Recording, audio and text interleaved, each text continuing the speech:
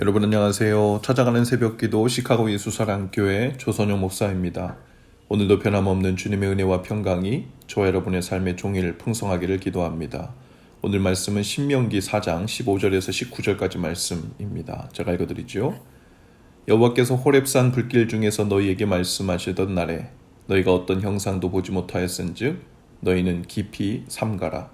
그리하여 스스로 부패하여 자기를 위해 어떤 형상대로든지 우상을 새겨 만들지 말라.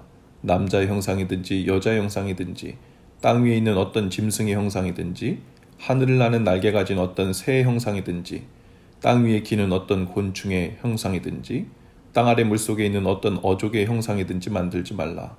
또 그리하여 네가 하늘을 향하여 눈을 들어 해와 달과 별들 하늘 위의 모든 천체 곧 너희 하나님 여호와께서 천하 만민을 위하여 배정하신 것을 보고 미혹하여 그것에 경배하며 섬기지 말라. 아멘. 여호와께서 호렙산 불길 중에서 이스라엘 백성들에게 친히 말씀하셨습니다. 그러나 그들은 하나님의 어떤 형상도 보지 못했지요. 아니, 하나님께서 어떤 형상으로도 나타나 보여주시지 않으셨습니다. 하나님은 영이시기 때문이시기도 하지만 만일 하나님의 어떤 형상이라도 그 백성들이 보았다면 그들이 본 형상을 본따서 하나님이라 불리는 우상을 만들었을 것이기 때문이죠. 하나님께서는 백성들이 어떤 모양이든지 우상 만드는 것을 깊이 삼가며 주의하라고 하십니다. 어떤 형상이든지 우상을 새겨 만드는 일은 하나님을 향한 인간의 마음이 부패한 증거가 되기 때문이죠. 우상 만드는 것은 하나님을 위한 일이 아니라 사람을 위한 신으로 전락시키는 일이기 때문입니다. 우상을 만들면 사람은 무한하신 하나님을 시각적인 것에 매여 격화시키죠. 그리고는 창조주이시며 왕이신 하나님을 내 손에 가지고 다니면서 주머니에 넣고 다니면서 원하는 대로 조종하며 마치 요술램프의 지니 같은 존재로 만들려는 욕망이 있기 때문이죠. 그래서 남자 형상이든지 여자 형상이든지 사람을 우상으로 만들지 말라고 하십니다. 땅 위에 있는 어떤 짐승의 형상이든 하늘을 나는 날개 가진 어떤 새의 형상이든 동물을 만들지 말라고 합니다. 하늘에 있는 해와 달과 별들, 하늘 위의 모든 천체들도 경배하며 섬기는 대상으로 만들지 말라고 합니다. 그것들이 아무리 크고 대단하다고 하더라도 그것들은 하나님이 만드신 피조물이죠. 창조주이신 하나님을 피조물로 전락시키는 일이 되기 때문입니다. 시각적으로 보여지는 하나님의 모습이 있으면 신앙생활이 더 편할 것 같고 마치 하나님에 대한 이미지가 확실해져서 좋을 것 같지만 보이는 것은 항상 우리에게 한계를 만들고 우리를 구속하기 마련이죠. 그래서 성경은 하나님을 영이시라고 하십니다. 야고보서 1장 17절에 보면 하나님 아버지는 변함도 없으시고 회전하는 그림자도 없으신 분이라고 표현합니다. 그림자가 없다는 것은 두 가지 의미를 가지죠. 영이시기 때문에 그림자를 만드는 어떤 형상으로 표현할 수 없다는 의미이고 또 하나는 시간과 공간적인 구속을 받지 않으시는 분이란 뜻이죠. 그림자는 시간의 차이에 따라 공간적으로 변하기 때문입니다. 이스라엘 백성들은 시내산 앞에서 머물 때 금송아지 우상을 만들었죠. 그리고 아론은 이렇게 말합니다. 출애굽기 32장 4절입니다. 아론이 그들의 손에서 금고리를 받아 부어서 조각칼로 새겨 송아지 형상을 만드니 그들이 말하되 이스라엘아 이는 너희를 애굽 땅에서 인도하여 낸 너희의 신이로다 하는지라. 이스라엘 백성들은 하나님을 간절히 보기를 원했어요. 그것은 믿음을 갖기 위해서가 아니었습니다. 그들이 원하는 식으로 하나님을 부리고 조종하기 위해서였죠.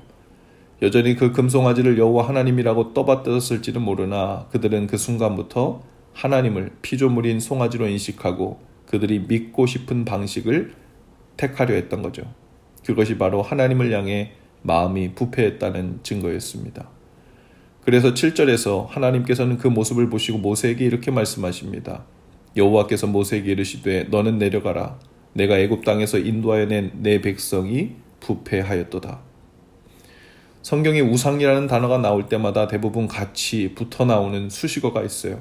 바로 자기를 위하여 라는 표현입니다. 자기를 위하여 새긴 우상을 만들지 말며 자기를 위하여 부어 만든 우상, 자기를 위하여 우상을 만들고 이런 표현들이 계속 나오죠. 하나님께서 중심이 되시지 못하고 자기 자신이 중심이 되니 내가 중심이 되고 하나님이 나의 필요를 위해 계신 분이라는 구도로 우리의 신앙생활이 진행된다는 거죠. 그렇게 되면 하나님을 향한 우리의 믿음은 부패한 것이 됩니다. 하나님을 우상처럼 섬기고 있는 것이죠. 우리들 중에 송아지 우상이나 해와 달 우상을 만들어 섬기는 사람은 없을 것입니다. 그러나 마치 하나님께서 나의 필요를 위해 존재하신 분처럼 인식하며 신앙생활을 하는 사람들은 적지 않아요. 그런 사람들은 감사보다 불평이 많습니다. 나의 필요와 욕구를 바로바로 충족시켜 주시지 않는다고 생각될 때 분노와 불평이 일어나죠. 하나님이 중심이 아니라 자신이 중심이 되고 있다는 증거입니다.